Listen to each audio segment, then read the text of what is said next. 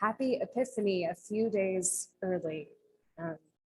So I realized that basically every time I preach, I'm basically like, this is my favorite thing to preach ever, because I'm actually really stoked about like the cycle of the church here and how it works and what it prompts us to do, to contemplate in our spirituality. And so I love Epiphany, just like I love preaching the Magnificat, just like I love Pentecost, just like I love Easter, just like I love Christmas, and it's all great. So I'm a nerd. Newsflash, right?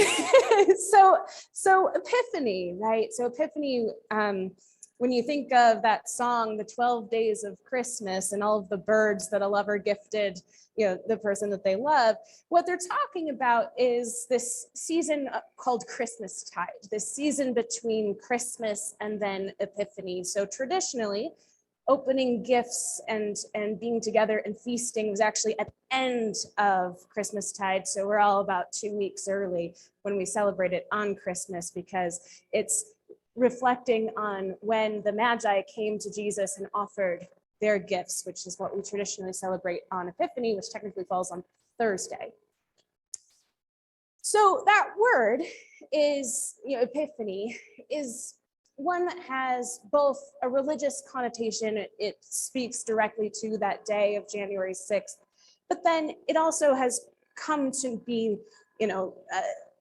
connected with that idea of like eureka, or I got it, or I have this sudden flash of insight. And so because I'm a nerd, I really like digging into kind of the Greek and what it actually means, or how we translate. So Epiphany is an Anglicization of a Greek word that means to reveal. And so we know the story, the one that we're supposed to tell on this Sunday. Epiphany this year kind of falls squarely between the 2nd and the 9th. And so we collectively chose that the 2nd was when we were going to observe it, according to the Revised Common Lectionary.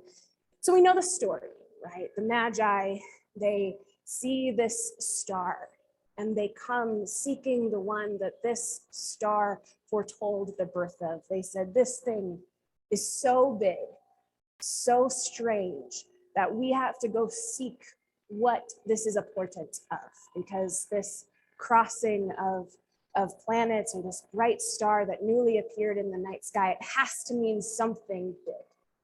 So they set out to go find the new king, the new ruler that this star is a portent of.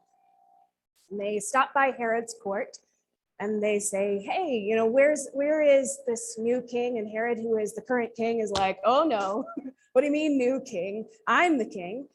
And so Herod tries to kind of do this, tricky move of like, hey, if you find him, let me know.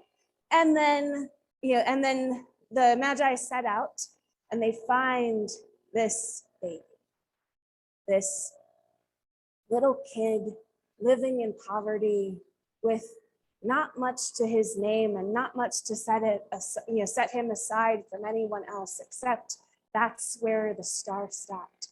So that is where they chose to fall on their knees and worship. And then in a dream, they are warned, don't go back to Herod, because he's being a tricky monster, and you don't want to be party to whatever violence he's planning or plotting. So go home by another road. Right? Is that a pretty good sum up of the Magi story? They hit all the high points. Yeah, so that's not the text I chose for today, for Epiphany, right? It's still relevant. It still creates the foundation. It is still a revealing, a big dramatic revealing of God's presence here on earth, in breaking into ordinary lives. But this text from 2 Timothy, what does that have to do with anything? Well, I have immense gratitude for the work of Reverend Dr. Will Gaffney, who, if you've taken courses with either Velda Love or with Claire, you will recognize her name as a Hebrew Bible scholar who is working to create a more inclusive biblical text. She is an incredible scholar and translator who is also a woman of color, who is attentive to the ways that how we translate the stories that are important to us matter and have bearing in this world of ours. And so she created a women's lectionary for the whole church, which uplifts women's stories, which often go unnoticed in the biblical text, and then also is attentive to the ways that theology has a role and is indeed is part of the ways that racism is institutionalized among us. So classically on this Epiphany Day, we talk about our light has come, that a light has burst into the darkness and driven the darkness to flee. What that does is it sets up that light is good, dark is bad duality, which forces our Black and brown siblings into a role of being seen as evil or as less than or as something that needs to be driven out or fixed or the light broken into them, and it uplifts lightness and whiteness as paramount. So instead of darkness, Dr. Gaffney chooses the word bleak. I really like that. She also chooses things like shadow, things like dreary, things that call up this oppressive heaviness, this thing that we need to be lifted and lightened, but do not throw our Black and brown siblings under the bus in the same way that saying dark and black does. So when we say, behold, your light has come, we can step aside from the duality of darkness. So she offers this 2 Timothy text as she's contemplating this idea of epiphany or this idea of revelation to reveal, and has a broader understanding of how God is revealed in Christian scripture, a different and wider understanding of what counts as an epiphany. We know the story of the Magi, how God speaks through dreams and intuition, and how it calls the Magi to say yes, and it compels them to seek something larger than themselves. That is one way that God creates an epiphany with humans. But in 2 Timothy, we catch a glimpse of some other types of epiphanies.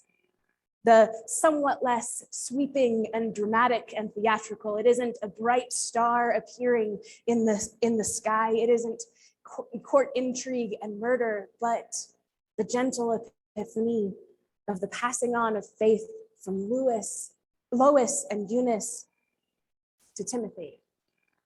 The laying on of hands, the discernment of a spirit of cowardice versus a spirit of power and love and self-discipline. These are also epiphanies, the gentle ways that God breaks through into our lives, that forms and our faith. It is my contention that good Bible study and good preaching provokes way more questions than it answers. If you have spent any time in Bible study with me, it is a lot of questions and a lot of provocation of, let's think about this a little bit differently. And I believe that it is there that faith formation happens. It invokes a curiosity. Who were Lois and Eunice? What did their faithfulness look like? If we are reading the Bible from the margins and exploring the spaces, it allows us to explore the spaces where imagination and the spirit move. When we uplift the stories of the marginalized, when we uplift women's stories, there are a lot of gaps. But we know that these women were important enough for the writer of 2 Timothy to name them specifically as part of Timothy's line.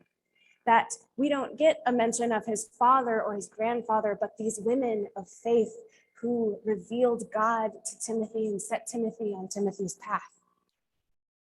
We don't know these women, but know that their faith was noteworthy and powerful enough to be named and remembered. So we can surmise, we can imagine, what did Epiphany look like to them? What epiphanies did they foster in the people in their care? It bursts this epiphany story wide open. It moves us out of the story of the Magi and into a wider understanding of how God is epiphanying with and through us now. Because God did that through Lois and through Eunice and through the writer of 2 Timothy and through Timothy and all of the people that are in our lineage, for good or for ill. God is being revealed. God is revealing. So at this turning of the new year, again, I have more questions than I have answered. What guides you?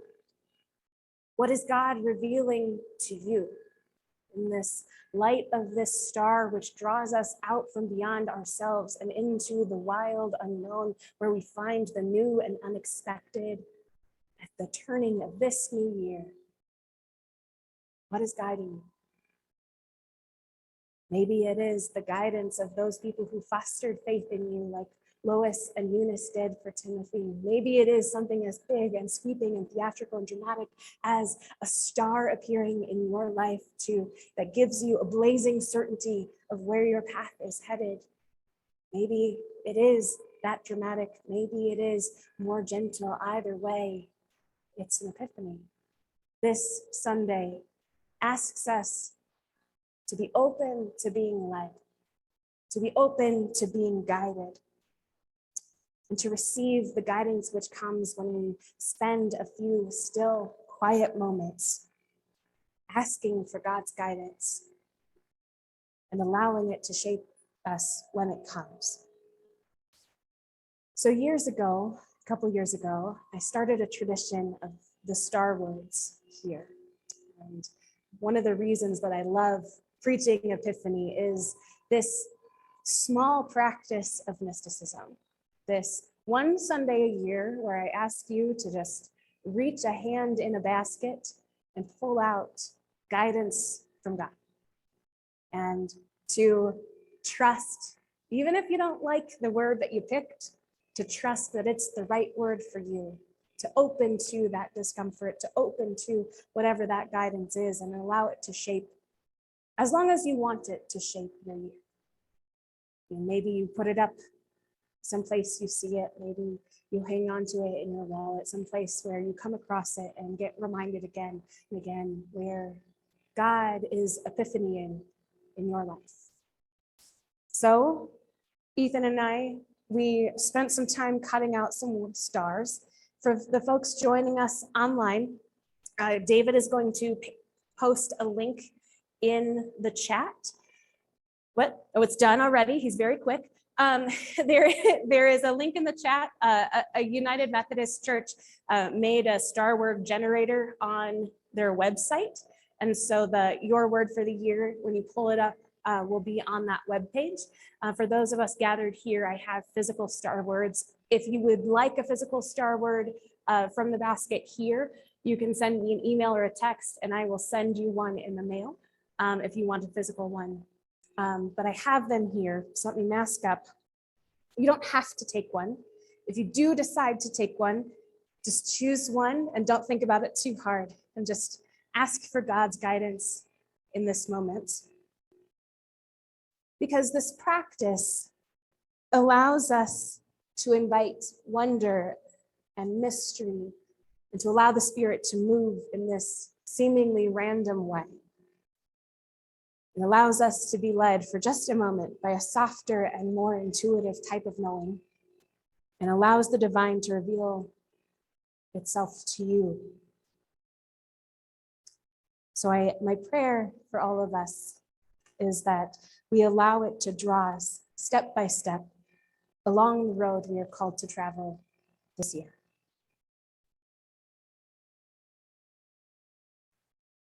So our Star Word as a community is awareness. Yeah, I don't know what that means for us this year, but we'll keep it at the forefront. I'm going to pin it at the bulletin board downstairs as you walk in.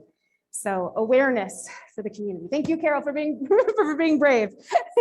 So my friends, Happy New Year and Happy Epiphany. Amen.